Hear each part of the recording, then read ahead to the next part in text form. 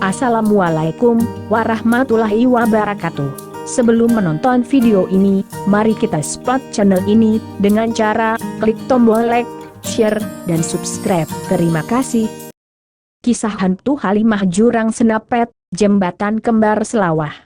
Bicara misteri Jurang Senapet yang berlokasi di Lembah Selawah, Aceh Besar, tidak bisa dipisahkan dengan kisah hantu Halimah yang konon katanya kerap mengganggu para pelintas jalan. Menurut sumber yang layak dipercaya dan dibarengi dengan penerawangan gaib tim investigasi hantu Aceh, bahwa kehadiran sosok perempuan cantik nan misterius di jurang itu berawal dari sebuah kisah pilu puluhan tahun lalu. Kisah ini diawali dengan sebuah peristiwa pembunuhan terhadap seorang gadis muda oleh beberapa pemuda yang sedang dimabuk syahwat. Kisah itu terjadi pada tahun 1980-an. Berikut kisahnya. Cerita ini mengalir begitu saja dari sosok Halimah yang berhasil ditemui oleh tim investigasi hantu Aceh. Dialog batin itu berlangsung selama 1 jam. Untuk menghindari kesan horor, penulis hanya menguraikan pokok bahasan saja. Perempuan yang mengaku saat dibunuh masih berusia 18 tahun, bercerita bahwa pada suatu hari dia sedang dalam perjalanan pulang ke rumah. Kondisi jalan negara Medan Banda Aceh sepi. Tiba-tiba sebuah mobil kijang petak melintas. Mobil itu kemudian berhenti di depan Halimah. Beberapa lelaki yang diperkirakan berusia tidak terpaut jauh dengan dirinya turun dari mobil. Mereka langsung menyeret Halimah ke dalam mobil.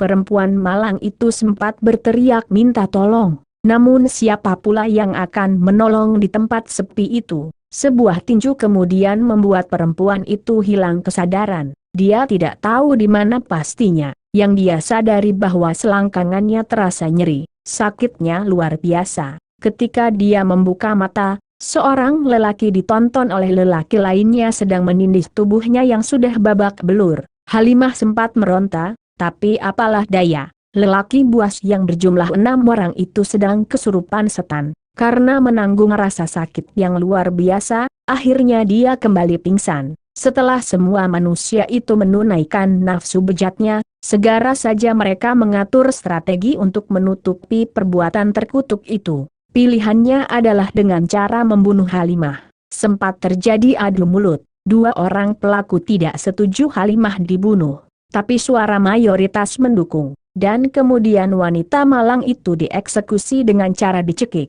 Bahkan salah seorang pelaku kembali memperkosa mayat Halimah. Sampai dengan sekarang, 2022, tidak ada keluarga yang berhasil menemukan jenazah perempuan malang itu. Bahkan dia tidak dikubur secara wajar. Tubuhnya hanya ditutupi dedaunan dan ditindih batu. Dan lokasinya seputar alur sungai yang berada di lembah itu. Setelah kejadian itu terjadi beberapa hari kemudian, seorang sopir truk tronton bercerita bahwa pada suatu malam dia melintas di Jurang Senapet yang terletak di Kecamatan Lembah Selawah, Aceh Besar. Letak jurang itu kalau dari arah timur setelah Pasar Sare yang terkenal dengan jajanan keripik ubi. Ketika baru saja dia hendak memacu kendaraannya menaiki tanjakan panjang setelah jembatan, seseorang nampak berdiri tengah jalan. Beberapa kali dia klakson manusia aneh itu. Namun sepertinya makhluk itu hendak bunuh diri. Mengerem truk bukanlah solusi, sebab saat sedang mendaki dengan tenaga yang terbatas itu, menghentikan laju kendaraan berarti siap bunuh diri. Itu tidak diinginkan oleh sang sopir. Maka tak ada pilihan lagi selain melindas. Orang sakit jiwa itu terdengar dentuman yang cukup keras. Setelah truk agak menjauh, Kernet mencoba melihat ke belakang. Namun anehnya, tak ada seorang pun yang tergolek di jalan. Mungkin dia tersangkut di bawah, kata sopir itu. Kernet menangguk pelan. Nurani kemanusiaannya bergolak. Ketika mobil sudah berada di jalan yang rata, mereka berhenti. Si Kernet mencoba melihat ke bawah truk. Namun sampai 15 menit dah menyenter, tak terlihat apapun di bawah mobil. Tak ada siapapun di bawah bang. Juga tak ada tanda bahwa kita barusan menabrak seseorang. Kernet sambil mengelap wajahnya yang basah oleh rintik hujan. Ketika si Kernet sudah naik ke dalam mobil, Tiba-tiba sebuah bayangan melesat dari arah bawah mobil menuju ke pepohonan. Mereka sontak terkejut. "Hantu!" teriak mereka berdua sambil sang sopir tancap gas. Cerita lainnya datang dari sopir minibus L300. Pada suatu malam, kira-kira pukul 2 WIB, dia melintas di jurang Seunapet. Kira-kira 500 meter sebelum jurang itu seseorang menyetop mobil yang dia sopiri itu. Tanpa rasa curiga dia langsung berhenti. Padahal di tempat itu, jangankan rumah penduduk, rumah monyet pun tidak ada. Penumpang yang sekilas masih muda itu langsung duduk di barisan kedua. Ketika baru saja mobil itu tiba di Seunapet, sebuah peristiwa luar biasa terjadi. Penumpang itu tiba-tiba melesat keluar jendela dengan begitu cepat, kemudian terbang ke bawah jembatan. Pada peristiwa itu hanya si sopir yang sempat melihatnya, penumpang lain semua dalam posisi tidur. Saya langsung tancap gas tanpa sempat meminta ongkos. Ketakutan saya mencapai bulu hidung, ujarnya sambil menghisap rokok dalam-dalam. Sebelum mendengar semua kisah di atas, saya seringkali melintasi jurang Seunapet seorang diri. Bahkan sering pula saya berlama-lama di sana sambil memandangi jurang yang dilintasi oleh alur kecil.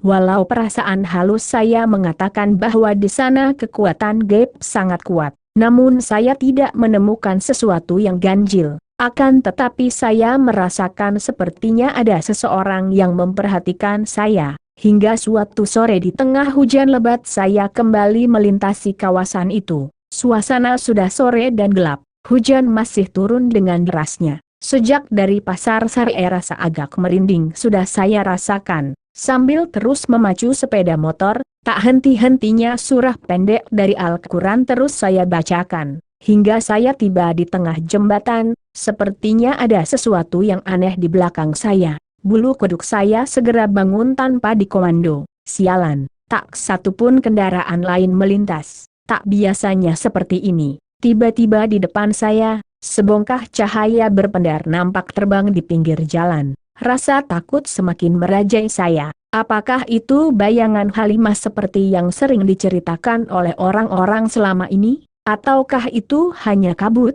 Saya terpojok. Balik kanan tak mungkin. Tak ada lagi kekuatan. Lagian tujuan saya Banda Aceh, bukan Biruan. Tancap gas juga bukan pilihan. Sebab di depan Kabupaten Bayang telah menanti. Di tengah kondisi yang serba tak enak itu, sebuah truk muncul di belakang.